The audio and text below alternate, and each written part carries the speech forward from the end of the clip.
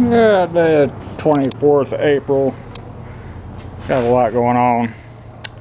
I've got my combination shear, press brake, and roller mounted to my frame, so everything lined up correctly. And I've been playing with the machine. This is a front gauge for the press brake, and you can also bring it around back and use it as a back gauge for your shear. So nice little feature. All kinds of adjustments you got to do when you get this thing. We'll go through most of them. This is your tool bed. This is your lower shear blade.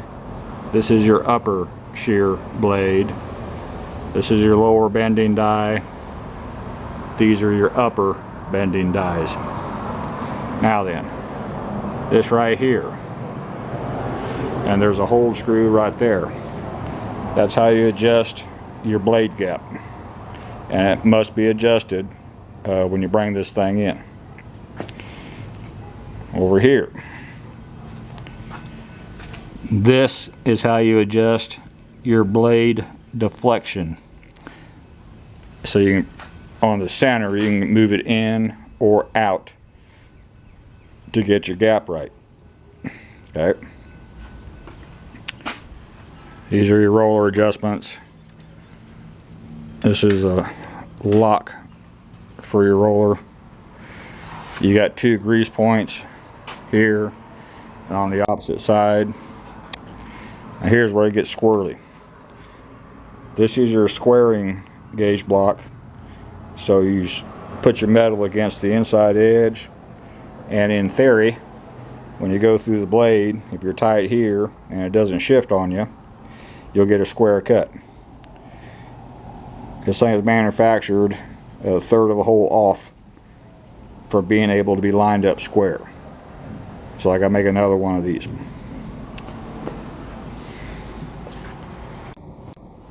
This is how you roll your sheet metal if you want to.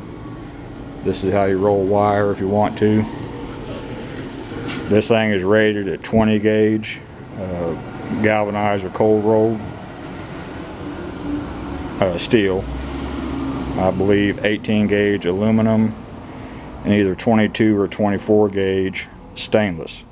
I would not exceed those capacities because it's a light duty machine. You can see how thin the upper bend dies are at maybe a 1/4 inch. So you don't have a lot of oomph on this thing. Now, I don't mean it's a bad machine. For the money, I kind of like it. Now, what have I been doing? Oh, here it is. All I got is 28 gauge flashing material, and I whipped this out real quick, not using the back gauge or the front gauge, just eyeballing it for my bends. And I've got some 22 gauge material I sourced. I'll pick it up either later this week or next week. And this is all I'm trying to do.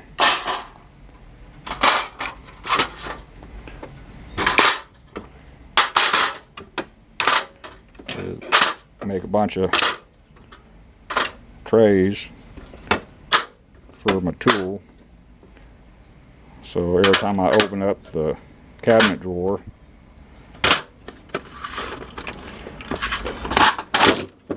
these things don't go flying all over my toolbox. So it's too light of material. I need thicker material. Like I said, I've got some sourced. Got to pick it up. And wife and I came up here last night, and I played with my XY axis mill table, the adapter for a drill press. For what it is, not bad. I'm working on my gauge blocks for my notcher. This is 3/8 thick material by 2-inch wide. I cut it on my bandsaw over there. And what I'm doing now is, a bandsaw doesn't do a precision cut within thousandths. You're within, you know, probably 30 thousandths. And so I brought it back over here to the mill and dressing off the cut portion. And then later on today, maybe I'll cut my slot. I also had some round stock. I chucked this up in the collet and adjust everything, and this fits right inside.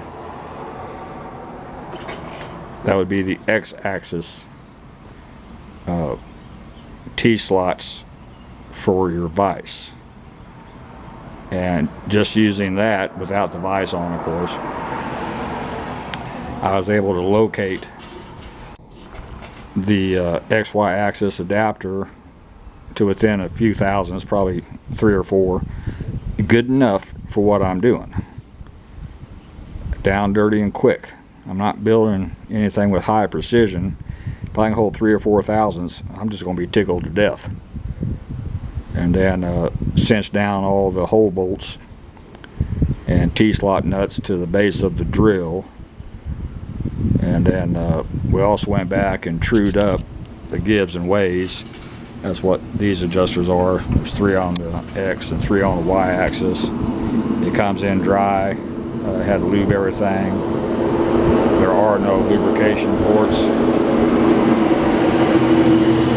So, and get you a good oiler, and either with hydraulic oil or giving way oil, just oil and oil and oil some more, and do that every time you use it. But again, for the money, she ain't bad. It's going to do exactly what I need it to do. Same thing with my little Hobo Freight shear, press brake, and roller.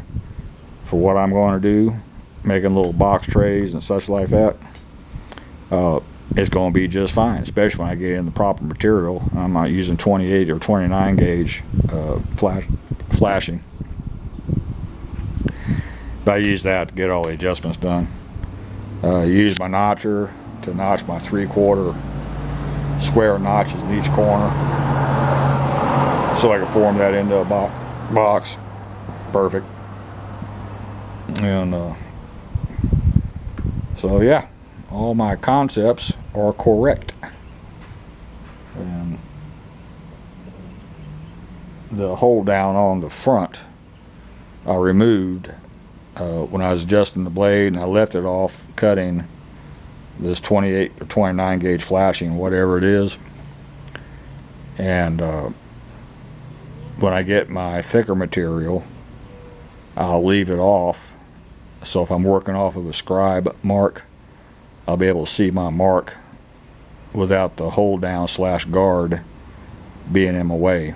In theory, it keeps the material from kicking up when you're using the shear. And if it kicks up, I'll put it back on. If it don't kick up, I'll leave it off. So I got about it for this one. Kind of busy. Put my chain fall up. Got everything cleaned back up. I can store my Hobo Freight machine on stand over in this area when not in use, so it's not out in the middle of the floor. The stand is a perfect working height, by the way, 30 inches. So that's about all for this one. Thank you.